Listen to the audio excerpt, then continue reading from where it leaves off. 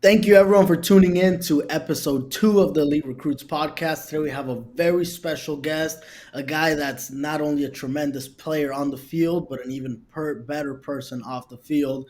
Very excited to have Desmore Joseph with us here today. How's everything going, my man?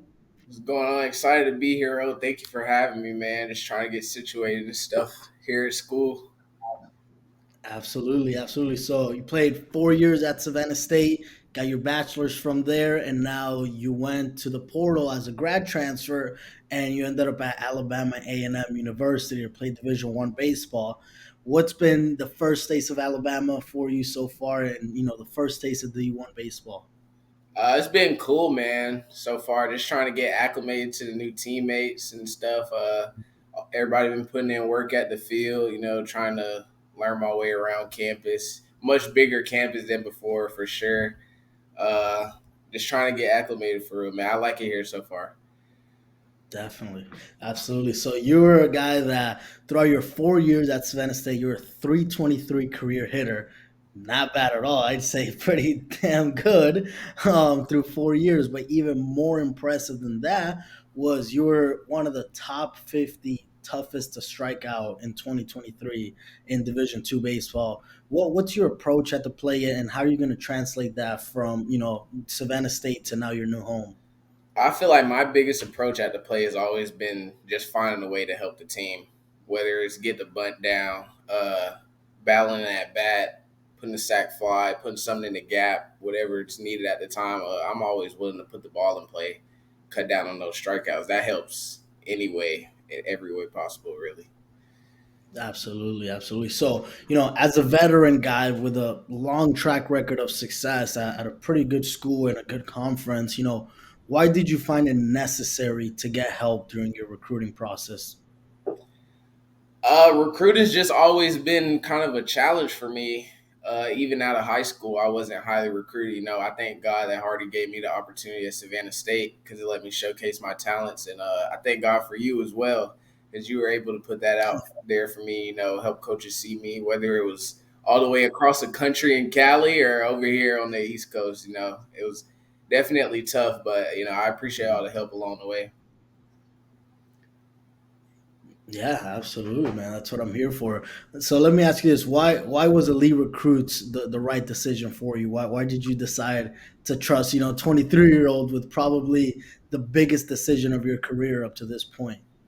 Honestly, it's just from being around you, playing with you for years. I know your work ethic and I trust you, honestly. Like, I know you want to put in that work to get where you want to be and not only just for yourself, but to help others. And I've Mm, always got that great energy yeah. from you. So I was like, no better person to Mm. ask for help than Omar. Yeah, and it turned out pretty well for you, and I'm Definitely. super excited to see everything that you do this year. So obviously, you're a guy that was not super highly recruited out of high school, got an opportunity to stay at Savannah State, had a great career there, right? So you weren't super involved in the recruiting process. What was the biggest thing that you learned during the transfer process this year? Uh, Honestly, the biggest thing I feel like I've learned is not getting too ahead of yourself in the recruiting process, not getting too down on yourself because you never know, like it can switch like that. Honestly, it really Yeah. can. So like, just always keep your head down and trust in God, man. Like if you just trust Him, honestly, just trust He'll put you in that position. It'll work out for you eventually. So the toughest thing was just trying to stay down, just believe that I will get recruited, and Yeah. that worked out for me. So I was glad for that, honestly. Absolutely. So, how important was having patience during the recruiting process for you? Because obviously, that's something that you get started and you get really eager, but it's not just the first school that comes at you. You have to really find the right fit, Yeah. especially for your situation, your last year. How important was it to have patience throughout the process? It's super important, honestly. Like, you got to pay attention to every little detail because, especially me being in a grad year, I don't want to go anywhere where I feel like I'm wasting my time or, like I'm not getting the benefits that I need. So, it's Mhm. really like important to stay down because if you're too eager to jump out at that first opportunity that you may see, then you might end up going on the campus and you don't like it or something, or it's not the right fit for you. And now maybe you have to Mhm. go home like mid semester. God forbid you have to do that. But, it's just Yeah. better to be somewhere where you don't have to worry about stuff like that. So, staying Yeah. down is really important. Trusting the process, and a lot of coaches, like they change their minds too. Like you never know. So that's I feel Mhm. like it's what happened with me. But like you can have a coach who's not really interested in you, earlier in the recruiting process, and then something may come up, and you never know that opportunity could open up for you. So. Absolutely, absolutely. Now, having learned everything that you learned over the past couple months, where do you feel like most guys go wrong in the recruiting process, and what advice would you have for them now come out the other side and having a lot of success? I feel like one problem guys may have is what we were just talking about, like jumping out at the first opportunity, Hmm. not taking everything into, just listen to all the different coaches, what they have to say. Even on Twitter, guys on Twitter, like they're constantly giving feedback, on the recruiting process and what Hmm. you should do. So I feel like just listening, honestly, like it's a lot of learning. You can learn a lot from a lot of people. You can just straight listen, and honestly, the best tactic is to keep an open mind. I would say for sure. Definitely let Yeah, everyone absolutely. around you help. Yeah. So coming from, doing the recruiting process on your own, coming out of high school to now as a grad guy with with stats and a track record of success, what was your favorite part about having help throughout the process? What made it easier for you? Uh, the experience made it easier. Honestly, like Mm, just the stats that I had, like you said, the track record that honestly made a huge difference because a lot of coaches look at stuff like that, like they want to see something they can fall back on behind you, especially if mhm. you're not someone they're seeing in person.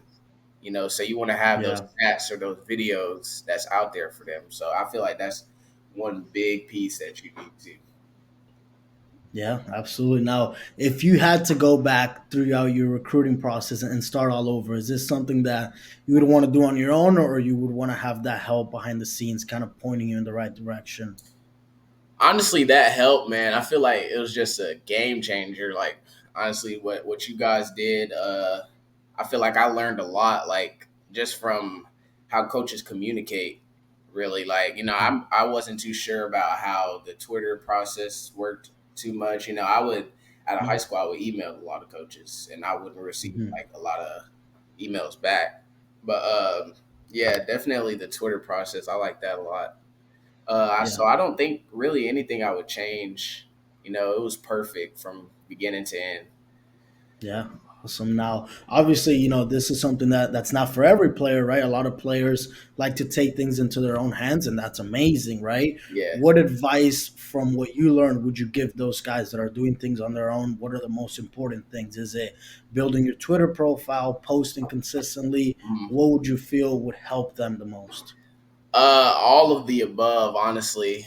And also getting that in game, like any time of the year, whether it be summer or whether you may be getting the live ABs, like record everything. Honestly, that Yeah. helps a lot. So whether it be I did end up getting me a tripod. I didn't use it that much, but Yeah. whether it be the tripod or you have a friend, you can record yourself taking ground balls, throwing. They can see how Mhm. far, hard you throw, like anything. So just take all of Yeah. that into accountability.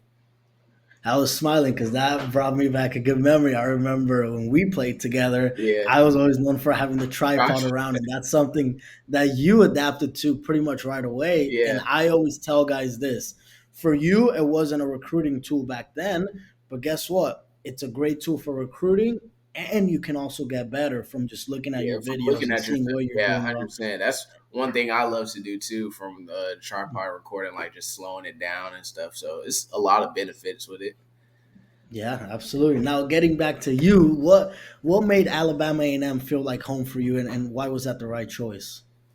Made Alabama A&M feel like home is honestly the HBCU vibes. Like, coming from Hmm. Savannah, my dad went to Savannah, so I've been around HBCU my whole life. I've been at Hmm. homecoming since I was 2, so I feel like Yeah. it was easy for me to, click with people that might have been here on campus, whether it be my teammates or whatever.